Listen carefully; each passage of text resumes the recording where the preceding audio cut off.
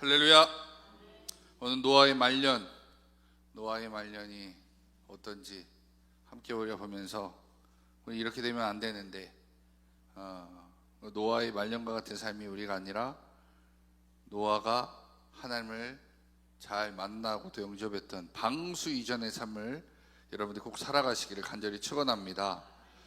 자, 노아라는 사람은 온 인류가 하나님의 심판, 그 홍수의 심판 가운데서 모두 다 죽임을 당할 때 그와 그의 가족은 살아남았습니다. 방주를 만들고 그곳에서 이제는 나오게 되면서 새로운 시작을 하게 됩니다. 그러니까 창세기 9장 끝부분에 가면 안타까운 장면이 등장하게 되죠. 18절 말씀 보면 노아의 아들은 셈과 함과 야벳으로 되어 있습니다. 셈과 함과 야벳. 그런데 여기에 또 코멘트로 다른 내용이 있어요. 뭐냐면 함은 가나안의 아버지라 이렇게 얘기하고 있습니다. 왜냐하면 오늘 본문은 함의 아들 가나안이 받은 저주에 관한 내용이기 때문입니다. 창세기를 읽고 있는 이스라엘 민족이 볼 때 가나안이 왜 이렇게 됐는지에 대해서 하나님께서 설명하는 장면입니다.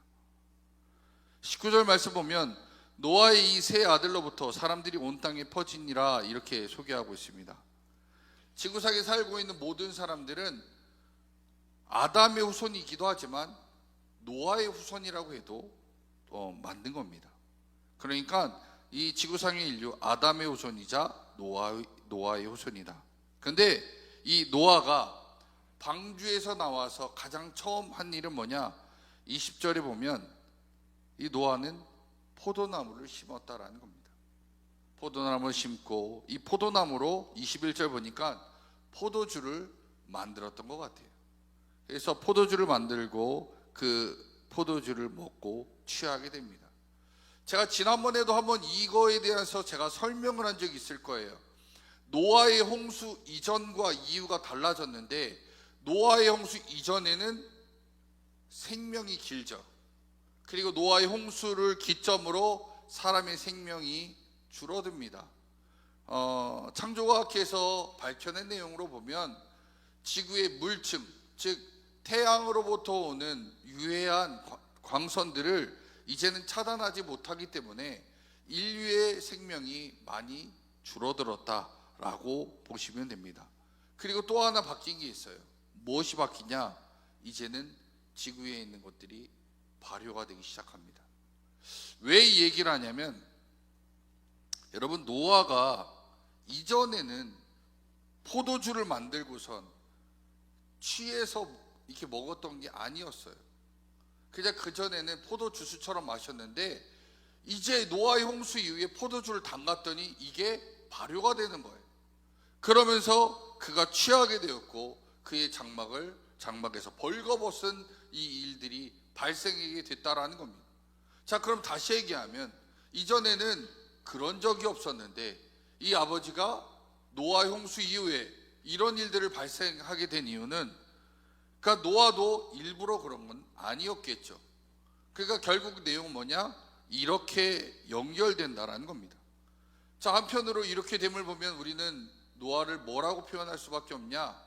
인류 최초로 술에 취한 자, 그렇게 볼 수 있는 거예요.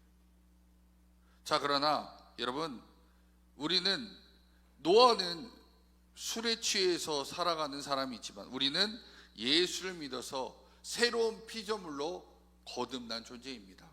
그렇기 때문에 우리의 이제는 진정한 조상은 노아, 아담이 아니라 그럼 우리 뭐라고 해야 되냐? 우리는 예수 그리스도가 우리의 조상이다 라고 말해야 되는 게 맞는 거예요. 왜냐하면 우리는 육의 조상을 따지는 게 아니에요. 여러분 뭐 시조가 누구예요? 뭐 몇 대손이에요? 이거 의미가 없어요. 이제 우리는 뭐가 중요한 삶이냐? 우리의 조상은 예수 그리스도, 그리고 우리 예수 그리스도의 우리는 아들, 딸이다. 영적 족보가 중요한 겁니다.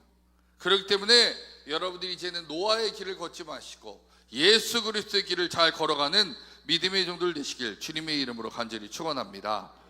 자, 22절 23절에 보면 이제 가나안의 아버지 함이 나옵니다. 모든 게 이제 가나안이 붙어요. 가나안이 붙습니다. 이 가나안의 아버지 함이 아버지가 벌거벗고 있는 것을 발견하게 됐어요. 가장 최초로 발견한 자가 아마 함인 것 같습니다. 근데 이 함이 아버지 하체를 보고 나가서 두 형제 셈과 야벳에게 얘기한 것 같아요. 그러니까 셈과 야벳이 옷을 가져다가 자기들의 어깨에 메고 뒷걸음쳐서 뒤로 가서 아버지 하체를 덮어드리고 돌아나왔다라는 거예요. 그러니까 뭐냐, 결국 함은 아버지의 민낯을 드러냈던 아들, 그러나 셈과 야벳은 아버지의 수치를 가려준 자다라는 겁니다. 자, 그러니까 세 아들의 결과는 상반된 결과를 가져오게 돼요. 함은 아버지의 잘못을 형제에게 알렸고, 셈과 야벳은 벌거벗은 아버지의 그 문제를 덮어주었던 아들이 됩니다. 자, 24절에 가면 노아가 이제 수리께예요. 수리께에서 그 세 아들의 한 행동에 대해서 듣게 됩니다. 그리고 25절에 가면 이제는 노아의 저주가 나옵니다. 25절에 가면 뭐라고 하느냐, 우리 함께 말씀 볼게요. 같이 한번 보겠습니다. 시작. 이에 이르되 가나안은 저주를 받아 그의 형제의 종들의 종이 되기를 원하노라 하고. 아멘. 여러분, 이 말씀을 보면서 여러분 중요한 걸 하나 깨달으셔야 돼요. 잘못은 누가 했어요? 함이 했어요. 근데 저주는 누가 받아요? 가나안이 받습니다. 자, 잘못은 아버지가 했는데 잘못은 아들이 받아요. 여러분, 이게 뭐냐? 이게 하나님의 법칙이에요. 하나님의 법칙이에요. 그게 여러분 무서운 거예요. 여러분들이 하나님께 범죄한 것으로 여러분들이 받으면 괜찮아요. 내가 하고 내가 벌 받으면 괜찮죠. 근데 내가 하나님께 범죄했는데 그 벌이 누구에게 떨어질 수 있다? 자식들에게 떨어질 수 있다라는 겁니다. 자, 그래서 신명기 28장 18절에 이 말씀에 대해서 조금 더 부연하는 말씀이 있어요. 신명기 28장 18절 말씀 같이 있습니다. 시작. 내 몸의 소생과 내 토지의 소산과 내 소와 양의 새끼가 저주를 받을 것이며. 아멘. 여기도 뭐라고 하냐면 저주가 누가 받냐? 내 몸의 소생이 받는다는 거예요. 내가 받는 게 아니에요. 내 토지의 소산물이 저주를 받고 소와 양의 새끼가 저주를 받는다는 거예요. 그러니까 내가 잘못하면 내 몸에서 나온 소생들이 저주를 받는다. 그렇기 때문에 나를 건너뛰고 넘기는 그 죄 앞에 우리는 한탄할 수밖에 없고 너무도 죄스러울 수밖에 없는 거예요. 그럼 우리는 그 자녀가 받은 저주 때문에 우리는 하나님 앞에 눈물을 흘릴 수밖에 없는 거예요. 주여, 나의 죄로 인해서 내 아들과 딸이 이런 죄를 받게 되었나이다. 주님 용서해 주시옵소서. 그거 우리는 계속 봐야 되는 거예요. 그걸 계속 보는 거예요. 그냥 오늘 저주받고 끝나는 문제가 아니라 그 문제를 우리는 계속 보게 되는 겁니다. 여러분, 어쩌면 그냥 차라리 내가 저주받는 게 낫죠. 내가 형벌 받는 게 낫지 내 자식이 받는 걸 부모님이 어떻게 생각하겠습니까? 신명기 30장 19절부터 20절까지 보면 주님께서 또 우리에게 주시는 말씀이 있어요. 뭐냐? 너와 내 자손이 살기 위하여 생명을 택하고 내 하나님 여호와를 사랑하고 그의 말씀을 청종하며 또 그를 의지하라, 이렇게 얘기합니다. 그러니까 여기 앞에 절 보여주세요. 그러니까 너와 내 자손이라고 붙인 얘기 뭐냐?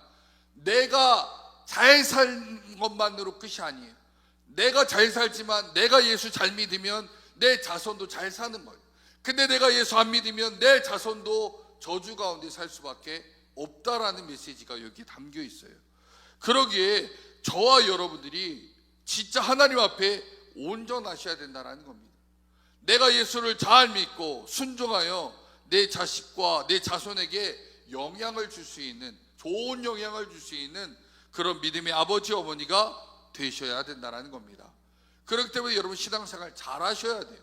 그리고 하나님 원치 않는 일들은 절대 하시면 안 된다는 겁니다.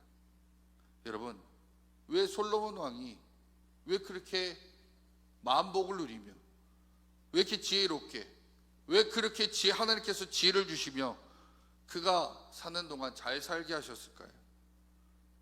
걔가 뭘 잘했다고요? 솔로몬이 잘한 게 아니죠. 누구 때문에요? 다윗 때문입니다. 여러분, 다윗이 하나님께 잘했기 때문에 솔로몬은 거저 받은 복으로 인해서 태어나자마자 엄청난 땅에 엄청난 군사력을 갖고 엄청난 그 일들을 할 수 있었던 거예요. 솔로몬이 진짜로 지혜를 받을 만한 능력이 있었던 것 같아요? 아니에요. 하나님이 다윗이 잘하니까 그 아들에게 복을 주신 거예요. 여러분, 일천번제 하나님께 드려서 그랬다 할 수 있지만, 그러나 근본적인 원인은 뭐냐? 그 아버지 다윗이 잘했기 때문에 그렇습니다. 그런데 솔로몬이 처음에는 하나님께 지혜를 구하고 하나님께서 원하시는 그 길을 걸으려고 노력했습니다. 그러나 결국 그의 지혜는 어디에 갔냐면, 주변에 있는 나라들과 외교적으로 타협하고 그 나라의 공주를 자신의 아내로 맞이하면서 우상들을 가져오게 되었습니다. 그렇게 하나님께서 복을 주고 지혜를 줬는데도 불구하고 이 솔로몬이 타락해서 결국 어떻게 되냐? 우상 숭배하는 왕이 되었다 이거예요. 자, 그러니까 솔로몬이 타락하니까 결국 그 아들 르호보암 때 어떤 일이 발생합니까? 이스라엘이 북이스라엘과 남유다로 쪼개져 버리는 거예요. 여러분, 솔로몬은 자신의 아버지 때문에 복을 받았지만 자신의 타락으로 인해서 그 아들 르호보암에게 나쁜 것을 물려준 나쁜 아버지였다라는 겁니다. 이게 하나님의 법칙이에요. 그러니까 여러분들이 내 몸의 소생, 즉 내 아들, 딸들이 잘 되게 하려면 여러분들이 하나님께 잘 하셔야 됩니다. 할렐루야. 내가 말씀에 순종해야 돼요. 하나님 뜻 가운데 우린 걸어가야 돼요. 주님께서 가라 하면 가고, 가지 말라고 하면 안 가야 되는 겁니다. 그게 우리에게 있어야 하나님께 복 받는 거지, 우리가 딴 것 때문에 하나님께 복 받는 게 아니다라는 겁니다. 26절 27절에 보면 셈과 야벳에 대한 축복이 나와요. 그 중에 셈의 축복이 먼저 나오죠.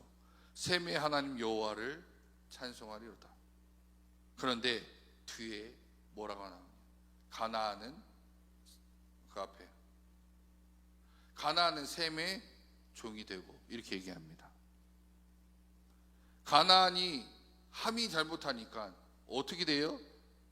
함이, 이 아들 가나안이 결국 셈의 종이 된다. 근데 또 뒤에 보면 야벳의 종이 되기도 합니다. 여러분, 가나안은요, 가나안과 구스의 아버지가 함이에요. 구스는 누구냐면 에디오피아, 즉 아프리카 인종의 조상이다라는 겁니다. 셈은 유대인의 조상이에요. 그리고 야벳은 고멜과 마곡의 조상, 즉 유럽과 북방 민족, 즉 백인 계열의 사람들이 야벳의 조상입니다. 야벳이 조상이 되는 겁니다. 자, 셈은 하나님이 요렇게 표현하죠. 셈의 하나님 여호와를 찬송하리로다. 이 말이 왜 들어가냐면, 셈은 이 셈의 자녀를 통해, 그 유대인을 통해 바로 예수 그리스도가 탄생하기 때문에 이 말이 들어가는 거예요. 그래서 셈을 하나님께서 이때 셈의 자손을 통해 예수 그리스도가 온다는 것을 명시하고 있다는 겁니다. 그래서 이 은혜가 오는 거고, 야벳에게도 준 복은 창대케 되는 축복을 빌어줬다는 겁니다.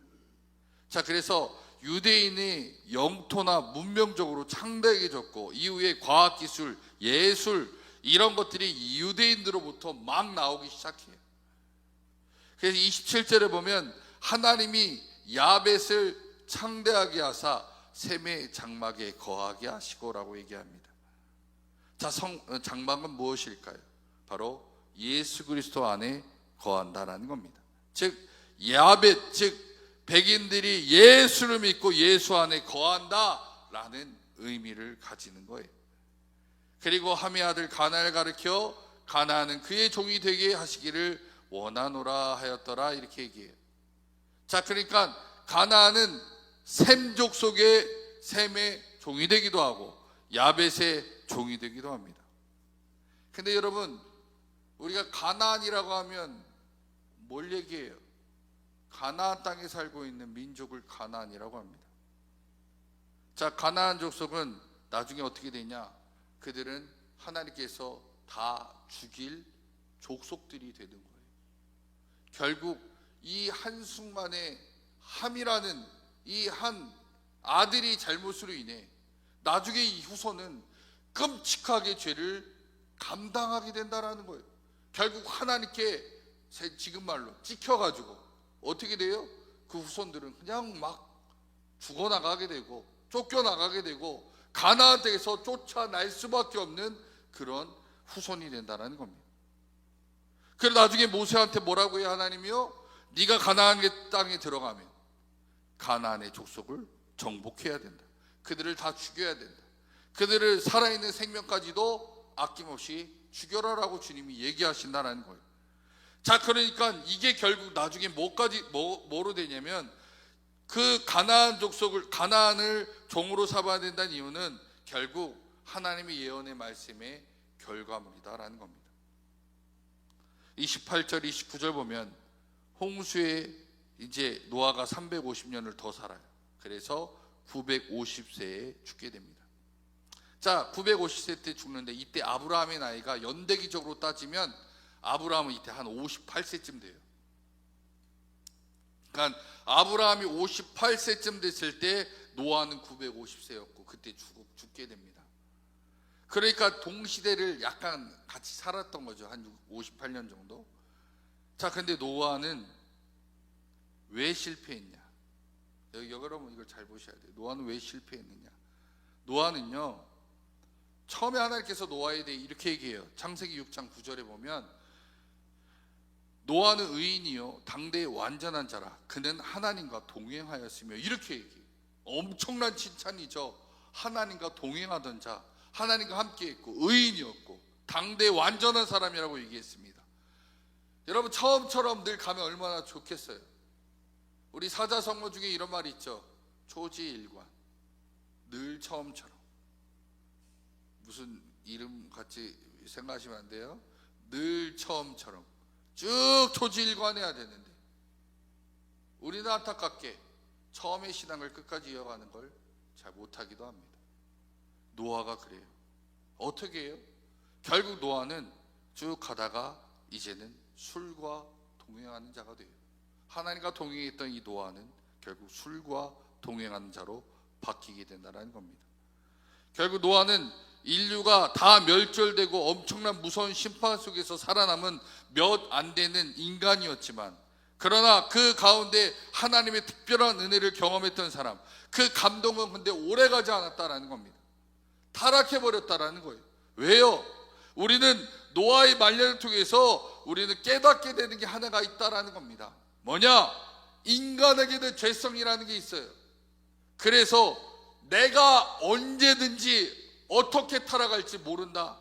그러니까 항상 나 자신이 타락하지 않도록 준비하고 하나님께 가까이 나아갈 수 있어야 된다는 겁니다. 그거 못하면, 그게 안 되면 결국 어떻게 되냐?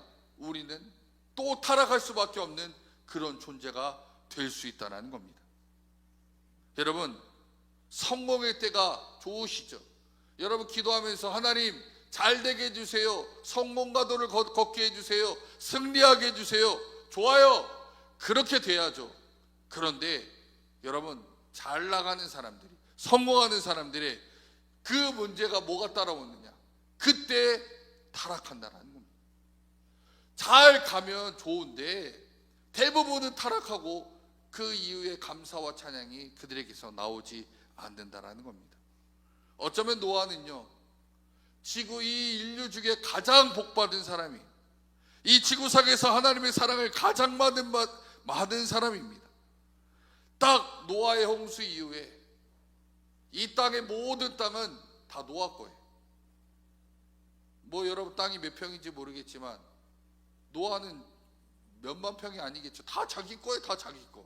어디 가든지 자기 거예요. 또 자기를 대적하는 사람이 하나도 없어요. 남부러울 것이 없는 사람이. 그야말로 노아는요, 걱정 근심이 하나도 없는 사람이 되어버렸습니다. 근데 이게 뭐냐? 이게 뭘로 바뀌냐면 여러분, 기도 제목이 없는 사람으로 바뀌게 된다는 거예요. 근심과 걱정이 없는 삶, 그게 좋은 것 같지만 그게 없으면 뭐가 따라오냐면 기도가 안 나오게 돼요. 평안하니까 하나님과 함께 내가 동행하게 하옵소서. 하나님과 함께 내가 늘 찬양하며 영광 돌리며 주님 안에서 기뻐하며 살게 하옵소서. 이렇게 돼야 되지만 인간이기 때문에 그 다음에 이 기도가 안 나오는 거예요. 여러분, 이때가 그러니까 결국 추락의 때예요. 내가 잘 되는 이때가 추락하는 때, 아쉬울 것이 없고 괴로울 것이 없는 그때가 우리가 결국 넘어질 때다라는 겁니다. 삶이 느슨해지고 절제하지 못하게 돼요. 홍수 이전에 죄악은 더 많았습니다. 그때는 노아가 하나님께 더 가까이 갔어요. 어떤 어려움이 하나님께 묻기도 하고 하나님의 도움을 구하기도 했습니다. 그런데 홍수 이후에는 그렇지 못했다라는 거예요. 너무도 평안했으니까요. 좋았으니까 하나님께 가까이 갈 필요도 없어요. 뭐 어려운 게 없는데요. 근데 그게 좋은 게 아니다라는 겁니다. 여러분, 우리 삶 가운데도 약간의 긴장거리가 있어야 되고 그 가운데 하나님께 기도하며 살아야 되고, 그래야 우리가 죄악 가운데 빠져들지 않는다라는 겁니다. 때로는 여러분들 삶 가운데 왜 이런 문제가 내게 있습니까? 하나님께 말씀하실 때 있어요. 기도하면서 하나님, 나에게 왜 이 어려움이 찾아와서 날 괴롭게 합니까? 라고 할지 모르지만, 그러나 그런 것들이 있어야 내가 하나님께 기도할 수 있는 자극거리가 된다는 겁니다. 여러분, 혹시 워크맨이라는 거 아십니까? 옛날에 나왔는데 90년대 워크맨이라는 게 있었어요. 이 소니에서 나온 건데요, 저도 어렸을 때 이 워크맨이 있었습니다. 요거 하나 갖고 다니면 남부럽지 않을 만한 대단한 거였죠. 그 당시에 저희 동네 이거 갖고 있는 사람 한 명도 없었습니다. 저만 갖고 있었어요. 외국에 사시는 외삼촌이 미국에서 오실 때 이 워크맨을 하나 사갖고 오셨어요. 그런데 테이프가 없는 거야. 맨날 라디오만 들었습니다. 정작 워크맨이 있는데 테이프가 없어요. 그래가지고 그랬습니다. 근데 여러분, 이 워크맨이요, 얼마 못 가요. 워크맨 이후로 쭉 가면서 잘 가면 좋은데 이후에 MP3 MD 플레이어, 그 다음에 스마트폰 나오면서 이제는 이게 필요가 없어지는 시대가 된 거예요. 또 핸드폰도 여러분 옛날에 아실지 모르겠지만 원래 애플과 삼성폰 나오기 전에 최고는 어디 거였냐면 노키아였습니다. 노키아라는 이 회사가 최고였는데 아이폰이 나오고 삼성폰이 나오면서요, 얘네는 그냥 물러가 버립니다. 우리나라에 이 3일 천하라는 말이 있죠. 3일 동안만 세상을 차지한다라는 얘기가 있어요. 여러분, 항상 긴장하지 않고 열정을 부리지 않으면 그 뒤에 오래 갈 수 없다라는 겁니다. 지금 우리가 걸어오는 이 길, 약간의 긴장이 있어야 되고 그 가운데 하나님께 우리는 열정적으로 나아가야 항상 주님 앞에 온전히 서 있는 내가 되는 거지, 내가 항상 만사가 평안하다고 해서 주님 앞에 내가 온전히 서 있는 사람이냐? 아니라는 겁니다.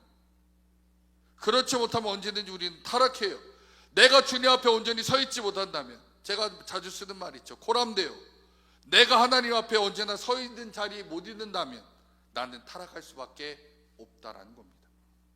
그러기에 때로는 약간의 고난과 고통도 유익하다는 겁니다. 여러분, 우리는 왜 사는 걸까요? 살아가는 이유, 돈을 많이 벌거나 오래 살거나 승진하는 게 아닙니다. 언젠간 이런 것들이 무의미하는 날이 올 거예요. 많은 어르신들 그 영적 기도하러 돌아가시기 직전에 제가 이제 찾아가면 그런 말씀을 해요. 모든 게 다 의미가 없다고. 돈이 많은 것도 다 의미가 없고, 지금까지 자기가 해왔던 모든 것도 다 아무 의미가 없는 것 같다라고 얘기합니다. 돈이 많아도 그때는 쓰지도 못하고 내 원대로 오래 살지도 못하고 내가 높이 올라가고 싶어도 갈 수 없는 그때가 오게 됩니다. 그래서 성경은 우리에게 얘기합니다. 이사야 43장 7절에 보면 내 이름으로 불려지는 모든 자 곧 내가 내 영광을 위하여 창조한 자를 오게 하라. 그를 내가 지었고 그를 내가 만들었느니라. 주님께서 우리에게 주시는 메시지는 뭐냐면 너는 하나님께 영광 돌리기 위해 만들어진 존재다라는 겁니다. 그렇게 우리가 살아가는 이유와 목적이 하나님께 영광 돌리는 거예요. 그러니까 내가 1등이어도 하나님께 영광 돌릴 수 있어야 되고 내가 꼴찌여도 하나님께 영광 돌릴 수 있는 삶을 살 수 있어야 되는 거예요. 그것이 중요한 겁니다. 지금 내가 하나님 앞에 언제나 신앙생활 잘한다고 했을 때 여러분 지금 나 자신을 보면서 이 말씀을 다시 한번 기억하시기 바랍니다. 잠언 16장 18절 말씀이 거기엔 이렇게 써 있습니다. 교만은 패망의 선봉이요 거만한 마음은 넘어짐의 앞잡이니라. 여러분 우리가 지금 교만하고 우리가 잘났다고 지금 좀 괜찮다고 조금 살만하다고 얘기하는 그때가 교만한 때다라는 겁니다. 그냥 지금 내 고통이 때론 찾아온 게 때론 어려움이 찾아온 게 어쩌면 하나님께 감사할 일이기도 하다라는 겁니다. 왜냐?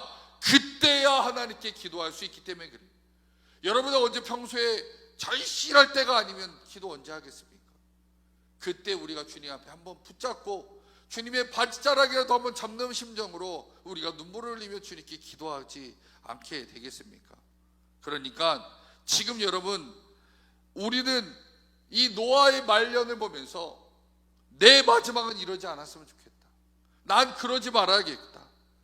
우리의 인생 언젠가는 주님 앞에 가는 그날이 있을 텐데 그때 내가 주님께 잘했다라고 칭찬받는 주의 종이 되시길 주님의 이름으로 간절히 축원합니다. 그때까지 여러분 돈 많이 못 벌어도 되고 성공 못해도 되고 여러분 어쩌면 힘든 날을 보낼 수도 있어요.